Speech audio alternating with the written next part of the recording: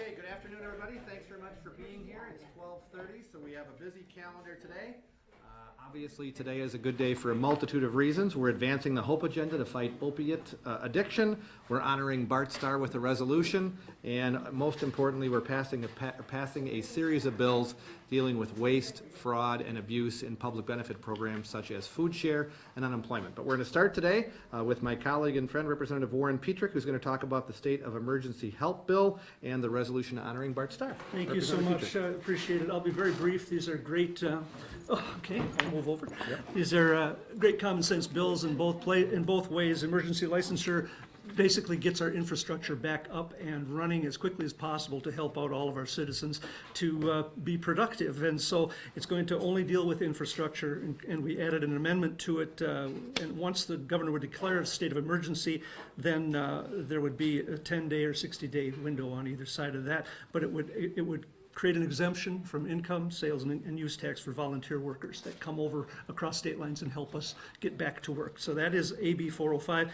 Many groups around the state are in favor of this, and some great piece of legislation. And remembering that bill is a prime example of people who are doing good things for our communities, advocating from all across the country. God willing, we don't need to use it very often, but for the few times that we do, of course, we want to make every option possible for people to come and help citizens in our state and also be reciprocal. And more regulatory certainty and getting red tape out of the way. So it really is helping a lot of people, and hopefully we'll never have to use it. So God willing. AB 418 is a HRSP extension, and of course the health risk plan had a bonus, as J.P. Weisky put it, of about $1.1 million. And what we're going to do is give them another year to get those monies back to the insurers and much of it, the policyholders, and then some will go to the Wisconsin Council on Medical Education and Workforce to increase education and training. So bipartisan bill, very simple, but basically giving a one-year extension on that. Any questions on either of those? If not, we'll move right along. AJR 77 is celebrating the 100th anniversary of the Order of the Arrow, the Boy Scouts Honor Society. Basically, you have to be chosen by your peers in order, and you have to live out the Boy Scout slogan, which is not as famous as the others, but do a good turn daily. This is really cheerful service, and we've given thousands and thousands of hours, these young men and women, or young men, I should say, in Boy Scouts, to help others beside themselves. So living out the Scout law, the Scout motto, and the Scout slogan. And it is my incredible honor to finally, after about almost 60 years, honor Bart Starr legislatively. He has never been recognized by the state in any way, shape, or form that we were aware of. So not only is AGR 81 coming out today to honor them, I have special guests coming from the Packer organization, from Rawhide Boys Ranch, and also from the Vince Lombardi Cancer Research Center, who all played a lot of important parts and roles in Bart and Sherry Starr's life. His off-the-field contributions to our state are tremendous, and I'll speak to that while I'm up there. And also today, the governor just came out with a proclamation that this week, in November 1 through 7, will be Bart Starr Week across the state of Wisconsin. I couldn't be more proud of this as he recovers from his stroke, and hopefully will be in Green Bay on the 26th for the retirement of Brett Favre, dear friend of his. For Brett's number 4 will be retired alongside Bart's number 15. So thank you very much. Any questions? All right, Thank you very much. Kindly. Thank you, sir. Next up, we have Representative Mark Bourne, who has the first bill dealing with changes to the Wisconsin Consumer Act. Representative Bourne? Thank you. Yeah, this is a couple minor changes to the Wisconsin Consumer Act. The bill focuses on two things. In the case of pleading requirements for open-ended credit, which by now everyone's probably bored, but it's a case. There's two fixes rather. One is including third-party debt collectors under the WCA. Back when those things were written, I don't think it was as common to sell the debt and have others collect it and things, and now it is, and it's not clear that they're included. So we wanted to make sure that anyone that would be collecting debt would be included under that, and I think that's agreeable by everyone. The second part is talks about figures necessary to establish your pleadings, your initial claim of what's owed, but figures necessary aren't defined anywhere in the statute. And it was a case, we've had examples of judges all over the state defining it in different ways, so we thought it was important that we have a level playing field and a clear definition as to what that is. So Representative Doyle and I were able to reach a bipartisan amendment to define that in the bill, and I was glad to work with him on that and bring clarity to that system. Any questions? Okay, thank you very much. Next up, we have Representative Terry Katzma, who has a bill dealing with trust funds for cemetery lots and other similar types of purchases. Good afternoon. Good afternoon, everyone. This relates to AB 115. It gives investment alternatives to cemeteries. Right now, the maintenance of like lawn care and snow removal, the investment is restricted to bank CDs only. And with the low interest rates right now, there's not enough funds available. So this allows alternative investments, and it's still subject to prudent investor rules. So we think this is a good thing for small cemeteries. If they are not covered, it then reverts back to local governments. And I've seen some of this in my district here. So this is a bipartisan bill, and I'm anxious to bring it forward today. Questions? Thank you very much. When the next person comes in, can you tell kids I haven't sit in that chair? Just real quick. Representative John Spiros has a bill dealing with the statute of limitations for property damage. Representative Spiros. Thank you. Actually, the bill is for auto, and it's a bill that brings us in line with 33 other states. What it does is it changes our property damage statute with an auto accident from 6 to 3, and it changes our death statute with an auto accident from 3 to 2. There's an amendment that actually was passed 7-0 in committee, be introduced on the floor and be passed, I believe, that has to do with if someone is injured, then they die, it fall back to the current bodily injury statute, which is 3 years. So 33 other states have 3 or less. We'll be in line with those states, so that's typically what it does, and it's only on auto. Questions? Awesome, thank you very much. Thank you. Next up, we have Representative Joel Clayfish, who has a bill dealing with veteran, who's gonna tell us what his bill is? We have two bills. Diane Hesselbein's going to join me for the second one. But the first one, we have an agreement with the Speaker's office and the Minority Leader's office to remove Assembly Bill 291, which is the bright pink hunting bill, from the Committee on Rules and take it up on the floor today. We anticipate a strong bipartisan vote. This bill will allow those hunting during Wisconsin's gun deer seasons to have the option of wearing blaze orange or bright pink. They will not be required to wear either one. They may choose. So it opens up the options for hunters to wear bright pink. And we just got some news this morning that the textiles scientist from UW who testified as to the efficacy of pink has been summoned to the state of Minnesota, who is now in a race with us to become the first state to allow bright pink during the hunting season. And as with our football team, the Green Bay Packers, we plan to beat them to the punch. So why is pink better than bright fuchsia or purple or any other? Fuchsia is actually bright pink. Which color will you wear? Well, you know, there's according to the textiles expert, pink, which is more easily seen by the human eye, is less easily seen by cervids, or deer. Therefore, I think that pink will be considered an option by many people who are hunting who'd like to be seen by other hunters, but not by the deer. In answer to your question, I will not, it is definitely not outside of the realm for me to consider wearing pink during the hunting season. Or on the floor. On the floor. Yes, right. Pink on right now, by coincidence. Any other questions? Well, yeah, I mean, just why pink versus some other color? Do you think this is going to draw new people in? What's the rationale for creating a new color? We are under no illusions that by adding a color, we're going to draw a whole bunch of people to hunting. However, as a state that has a constitutional commitment to sportsmen's rights, we believe that giving our hunters options is a great thing. So if someone's already got pink in their wardrobe and it becomes legal to wear it, why not? That just gives everybody out there another option to wear that is just as effective and safe as Blaze Orange. Any other questions?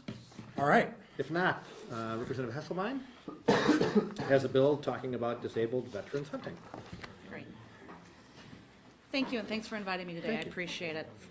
First of all, really in favor of this pink bill. I think it's going to be great for women hunters across the state of Wisconsin as well. I cross-country ski, I downhill ski, and it's always nice to have clothes that fit correctly, so I think this is going to be good for the people that hunt in Wisconsin. This bill before you today is it's just a, people say small bill, easy bill, but it's letting those disabled veterans, 50% disabled, and Purple Heart recipients, in-state or out-of-state, get a preference turkey license.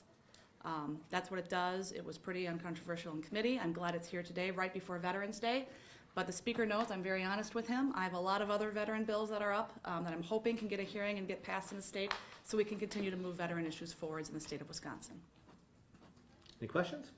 Do you hope as well that you can get some of these other vets bills to the floor? Yeah, we're definitely going to look at all those. I mean, we have had lots of good discussions. We just caucused for a couple hours on all kinds of topics that our members would like to bring forward, dealing with everything from economic development, jobs bills, continuing to talk about veterans issues as we did in the state budget. So yeah, we'll take a look at any bill. And as you can see today, it's not about who the author is, it's about how good the idea is.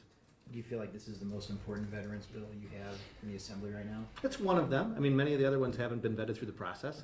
Of course, as a former committee chair, I strongly believe in the committee process and having those chairmen move the bills through, having them take a look and have public hearings. That's what we're going to do over the course of the fall. And there's one I'm really passionate about. It's and I know you were a former Board of Regents, right? Mm-hmm. So it's having the Board of Regents take into consideration those skills that veterans receive overseas, and having the Board of Regents come up with a plan to let them get some credit for that. Also, we have veterans that go to Defense Language Institute in Monterey, California. They might learn Farsi. They might go to UW-Platteville where Farsi isn't, they don't have that as a language. They don't get those veteran language credits. And so moving forward in that direction to help our veterans going back to school. So I'm hoping we can work on that together. And we as chairs of the committees are making a concerted effort to bring the best bills forward regardless of who the author is, so. And to that aspect, Representative Clayfish did pass a bill unanimously through his committee, one of my bills, that judges look at PTSD at time of sentencing for those veterans. So, I mean, I'm really hopeful that we can keep moving forward on veteran issues in the state of Wisconsin. Any other questions? Thanks, you very everybody. much. Thank you. Next up, we have Representative John Nygren, who has one of the bills from the HOPE agenda. Representative Nygren. Good afternoon. So last session, we made Narcan or naloxone more available through law enforcement, first responders, and we've seen hundreds, if not thousands, of people saved through that legislation last session. Recently, a national pharmacy chain talked about, or came out and said there were 14 states they identified where they'd be making Narcan available, more readily available, but basically without a prescription. It actually would be through a standing order, order with a doctor, a medical professional. Department of Justice had some initial concerns, not necessarily with policy, but with some of the way the existing statutes are worded. So we worked with the DOJ, we worked with the Pharmacy Association to put this bill forward that would make Narcan more readily available, as I said, through standing order rather than from an individual prescription. What do you mean by A standing order, basically a doctor would have an agreement with the CVS pharmacy or what other pharmacy wants to do it, saying that they, as a medical professional, are issuing a standing order, which is like a prescription, to somebody that comes in requesting Narcan. There would have to be a consultation and training dealing with the dispensing of that medication. So is each person requesting, or in other words, if I come in, I don't have a standing order from a doctor, I can still get it? No, you could still get it through that standing order, yes. Do you know what would happen if you were to use Narcan or naloxone if you weren't overdosing on it? There is no data, according to medical professionals, I'm not a doctor, but medical professionals have testified that there is no risk whatsoever. If you mistakenly inject somebody with Narcan or naloxone, there are no ill effects to it. So is the hope here that someone would come in and get this in an emergency, or just have? No, let's just think about practicality. So you're a parent, or you have a family member, a loved one who is actually an active addict, and it might be something that you might have on hand, have the proper training. So if unfortunately if that day ever comes, you actually could utilize it to save that person's life. There's a number of bills that are coming forward dealing with prescription drugs and trying to restrict the amount of illegal prescription drugs that are out on the street. But what other states that have seen that type of effort, you've actually seen, because the prescription drugs are not as readily available, more people go to heroin, and because of that, overdose death spikes. So this is an important part of the HOPE agenda, to be able to reduce any unintended consequences of reducing the supply on the street. If somebody's gonna go buy it, do they have to show that they've been trained, or? That's part of the process through the pharmacy, that they'll actually provide the training. The pharmacy itself? Yes. So okay, and how much is this gonna cost somebody? You know what? There's different discussions. There's the injectable. There's the nasal spray. I believe the injectable. It depends on volume, but I believe the injectable was $25-30 in that range. On another topic, Representative Barkas said there may be a different motion coming forward in finance tomorrow related to the roads borrowing. Can you address that? Well, I mean, the discussion has been, so I think everybody knows, the Senate, even though we thought we had an understanding based in the budget on releasing bonding, $200 million in the first year of the budget, $150 in the second year of the budget, there's been either a misunderstanding or a change of heart there. We don't want to see the projects delayed statewide. We think they have from an economic standpoint, they're important, but also from a safety standpoint, they're important. So there's a hesitance from the Senate to actually come in and have a hearing on that. So because of that, I've actually drafted a motion that deals with not only the first year, the $200 million, but actually the $150 in the second year, so that we would be looking at this point in time to potentially have one vote rather than two separate votes. Do you think that may or may not be more palatable to members? I don't believe it's necessary. I don't believe that'll change my Senate colleagues' position, but the Democrats, the feedback I've gotten, we don't necessarily have unanimity yet, but we're getting to a good place with them. So you're saying you're proposing to approve all $350 million tomorrow? That is, like I said, that is the motion that is out there. We have to have discussions with our members before I can say that's definitely what's going to happen.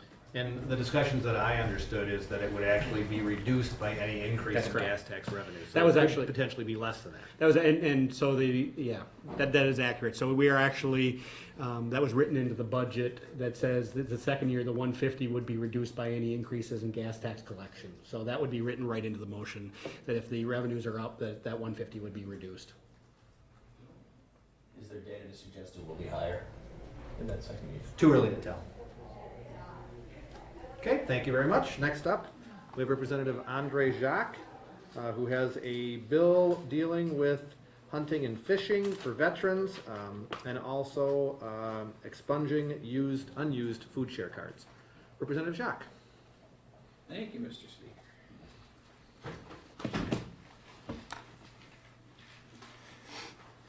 Well, yes, so SB 20 is a bill that I've been working on the past couple sessions. Really came as a result of requests from some local disabled groups, veterans groups, as well as the Conservation Congress, which put it through as one of their spring ballot questions, received approximately 80% of support on two separate ballot questions, and something that very pleased with the broad bipartisan support, of course, the unanimous committee votes and Senate vote to this point. So something that just provides additional sporting opportunities for the disabled, for our basically our disabled veterans as well, Purple Heart recipients, and active duty military, and very pleased that we're able to bring that forward. The second bill is dealing with expunging unused food share benefits, right?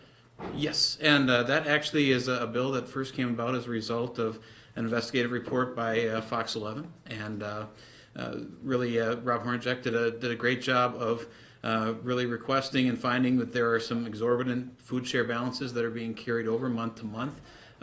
In one case, approximately $15,000, but there are about 1,000 accounts that are over $2,000, and you get into the thousands once you drop down to over $1,000. So what we looked at doing was what is really already allowed under the federal government, to be able to move those benefits offline after 6 months. The federal government actually allows us to move them offline after 3 months, but we're going with the 6-month period, and then basically expunging those benefits after a year. So it is something where in a program that is supposed to be dealing with temporary assistance, supplemental nutritional assistance, certainly. It's a needs-based program. If you're carrying over those larger balances, obviously, it's something that the program is not functioning as it's intended, and has very strong support from everybody that I've talked to, including quite a few individuals that are on the program that unsolicited have mentioned their support, that they feel that this should be a program for those that actually need it. And of course, law enforcement who I've talked to that say that this is a temptation to fraud, not only for those individuals who are receiving assistance that are using it as sort of a bank account, and of course we've heard about selling benefits for 50 cents on the dollar, but also those who might administer the program that know where those large accounts are. With the implementation costs, are the possible savings worth it for taxpayers? Say that again? With the implementation cost, I think $1.3 million to remove these benefits, is it worth it for taxpayers? Well, certainly, and I think that there have been questions raised about where that fiscal estimate is really at. I mean, it is an estimate, but this isn't the Fiscal Bureau that prepared this. This is an agency, and we're having some ongoing discussions in terms of the actual implementation. Certainly, it's just a tiny fraction of what our overall budget is in terms of benefits that are paid out, but this is something that I think should be able to result in a significant reduction in the large balances that are out there and available for fraud. And the most important thing on all of these bills is that as the public has been asked over time to help people who are in need, I think there's broad bipartisan support that if somebody's hungry, we want to make sure that they're fed. If they don't have a roof over their head, we try to give them temporary housing. But I think in exchange for that, the public has to have a high degree of certainty that the program is not being used for people who are committing fraud. So even though in some cases there might be estimates that show it's break even or perhaps even a small cost to taxpayers, I certainly think that getting the confidence of taxpayers to know that we are doing everything we can to be diligent to go after fraud helps people to believe that the better part of the program to ensure people aren't hungry and that they have a roof over their head is exactly what the state is going after, and not just allowing a program to run unfettered where fraud is far too rampant. And again, these changes are allowed and occurring in other states, so the federal government does partner with us in those costs. Is that degree of clarity worth $1.3 million though, if it does turn out to be that much? Sure, and first of all, and as Representative Jacques said, I don't necessarily believe the estimates. If you look at what happens in other states, it's significantly lower cost. We'll talk about that in some of the other bills that are coming up today. But even if it was $1 million to make sure that people are not utilizing a system where they turn their food stamps into fraud and perhaps even trade that in for cash to use for other purposes, that just undermines the entire system of benefits that we offer. So I certainly think that spending a little money up front to ensure that people have a good understanding of how the program works and feeling that it's really going to people who need it is worth the investment. And I believe the estimate also points out that only half of that cost is borne by the state. Right. It's a 50-50 state Split. Yeah. Federal. Any other questions on that bill? Thank you very much, Representative Jacques. Next up, we have Representative Samantha Kirkman, who has a bill dealing with unemployment insurance benefit reforms. Representative Kirkman. Good afternoon. Thank you so much. It's great to be here to talk about the Two Strikes and You're Out UC bill that I have crafted along with Senator Rob Coles. As the co-chair of the Joint Audit Committee, we had a hearing, or we had an audit on the UC program, which actually dealt with a different issue. But on page 31 of the audit, it talked about the unintentional and intentional fraud in the UC program. There were 577,000 unintentional fraud cases that happened over a 3-year period. In that same time period, there were 64,000 intentional fraud cases or claims by 44,000 individuals. And so we crafted this bill very, very tight. This says if you fraud the program twice over, you are ineligible for the program for 7 years. And when you figure out the math, it basically works out to be, today, there will be 60 cases of unemployment insurance fraud based on what the audit found. So every single day, unfortunately, people are defrauding the system, and while some people might still get through with the changes that we have made, I think Representative Kirkman has done a really good job of finding a balance, but also once again saying that everybody who's unemployed, who's eligible for benefits, should have every right to get those, but also making sure that there are responsibilities that come with it, that if you fraud the system, there are consequences for doing so. Right. As the speaker said, and actually Brian Polson from Fox 6 did an investigative story, found one lady out of Milwaukee area who was working for the VA. She was making $70,000 plus working for the VA while she was collecting $43,000 of unemployment. She's paying back the state currently right now. She's one of the 3 cases they got convictions on, $12 per week. She's now out of state, living in Minnesota the last time we were able to find out where she was. But that's the example of, you know, somebody who's frauding out the program who was already making a substantial salary.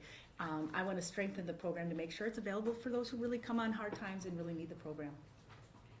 What about those who raise concerns that a lot of these mistakes are innocent, not intentional, and they're going to get wrapped up and potentially lose benefits for 7 years? And there's already the safeguards in place because you have to work through the process through DOD.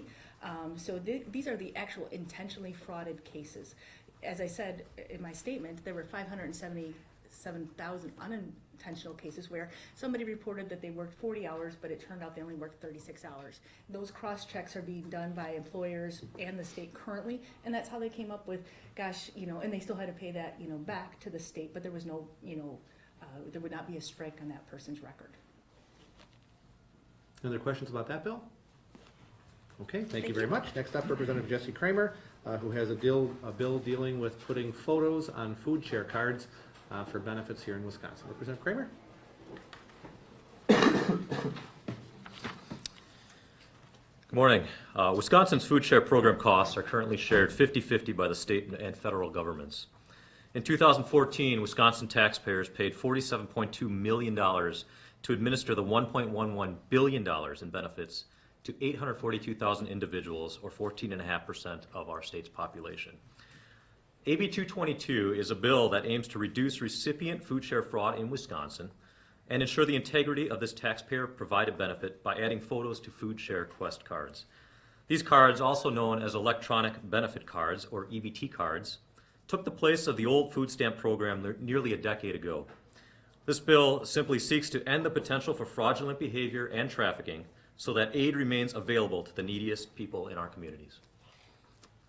I'll take any questions at this time. So the Democrats are saying that the food cashiers won't be able to actually look at the card under federal rules. Can you speak to that? And if that's true, what's the point of doing this? That is correct. Right now, because this is a shared program with the federal government does have some stipulations on what we can and cannot do as a state. We share the 50-50 cost and administration of the program. If there is an administrative change in Washington, D.C., a new administration, that potential might exist that we might have the ability now to actually have cashiers check these cards. So we will actually be one step ahead of many other states. There are 2 other states in the country right now that are doing this. Maine implemented it just within the last couple of years, and Massachusetts, who had a hiatus for about 10 years, just recently reinstated this program also.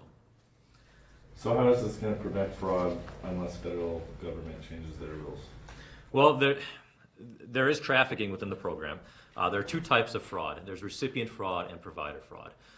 Recipient fraud, according to the USDA, is approximately 10.5% nationwide, where provider fraud is about 10.5% nationwide, where recipient fraud is 1.3%. So although it doesn't seem like a large number, out of $1.11 billion that we bring into the state every year, that's about $14.5 million that we're losing in fraud. There have been stories done the last several years on trafficking of these cards, and if there are photos on them, it might be more of a deterrent for people to actually traffic the cards themselves. And once again, back to the cost estimate, which we think is greatly inflated.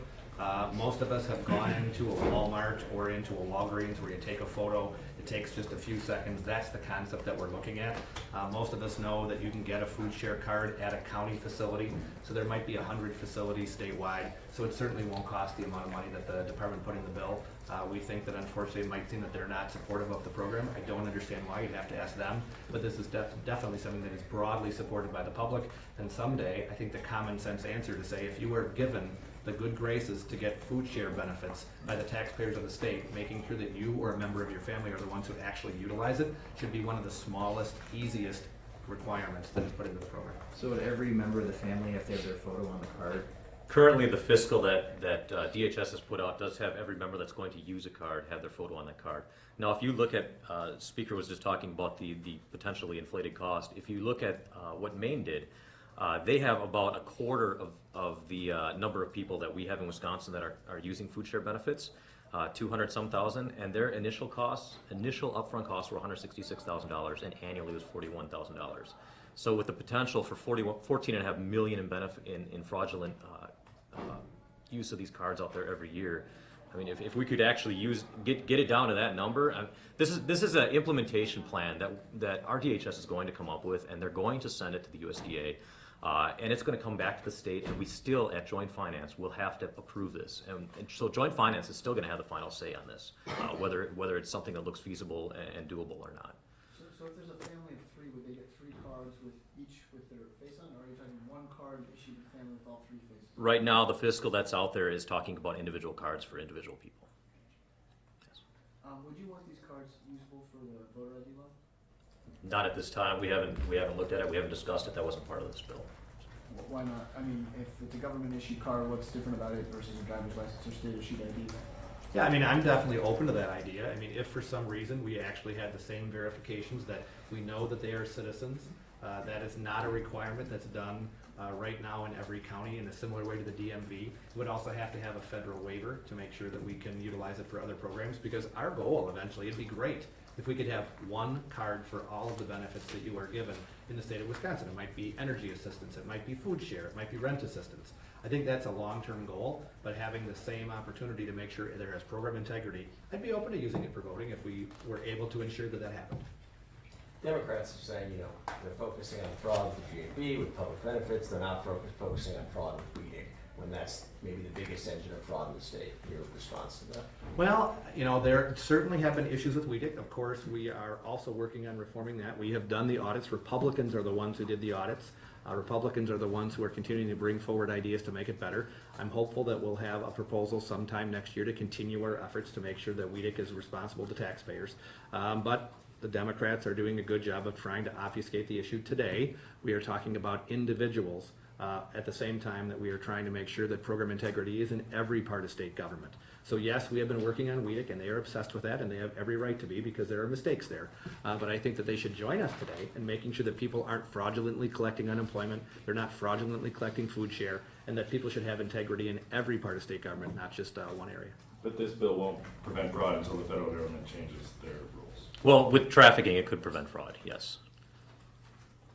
Because many of us have had people who have literally talked about the fact that it is not uncommon to take $100 worth of food share benefits and sell the card illegally to a retailer who accepts it illegally and gives you cash back where you can use it to buy other things that aren't acceptable But the under food share. retailer doesn't have to look at the photo. So how's that gonna prevent fraud? Not right now, they don't. Right, so they could But- still sell their card and they could use it and they wouldn't have to look at the photo. They don't have to, but I think there's an can. awful lot of retailers in the state who want the program to have integrity, who are still going to utilize that to ask questions and ask very basic statements, that if the card shows somebody who's white and an African American is using it, I mean, maybe you want to ask a question as to, is this a family member? And there's nothing wrong with that. But I think that's the exact kind of things we want. Same with last names. Same with the opportunity to say, geez, this street address doesn't look like it's local. I mean, there's a lot of possibilities that you Doesn't the can look law at. say that a clerk can't deny benefits to somebody who presents a valid card? That doesn't mean they still can't call up Correct. PHS and say, we have an issue here. Right, to verify it. And we'd want that to happen. I mean, this is where, once again, I think the whole point of these reforms is to make sure that people have integrity in the program. We have seen, talking to folks all around the state, there's no issue that upsets people regardless of their political party more than people feeling like somebody is ripping off the taxpayers, be it in WEDIC, be it in the food share program or unemployment. But this still needs finance approval. Correct. Okay, once we have the final estimate. All right, thank you very much for your questions. The last bill up today is from Representative Dave Heaton, who talks about limiting the number of replacement food share cards, another effort to combat fraud. Representative Heaton. Thank you, Mr. Speaker. Thank you, everybody. I think we can all agree that it's vital for the state of Wisconsin to ensure that its most vulnerable citizens have access to the support they need to put food on the table and to build a better life. At the same time, it's equally important that our state ensures that our state's entitlement programs, like food share, aren't being used in a way that wastes taxpayer dollars. Recent audits by the Legislative Audit Bureau have suggested that one of the key warning signs for potential abuse in the food share program is when a recipient requests an excessive number of food share replacement cards within a given period of time. So I'm honored to co-author AB 200 with Senator Tiffany. AB 200 builds upon a process that has already shown some success in helping to reduce the amount of misuse in the state's food share program. The bill provides a process that the Department of Health Services should follow that will help to detect and deter misuse. The process is completely permissible under federal law.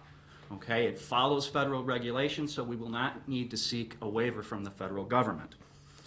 The bill also helps those who request excessive replacement cards simply because they don't understand how to use it.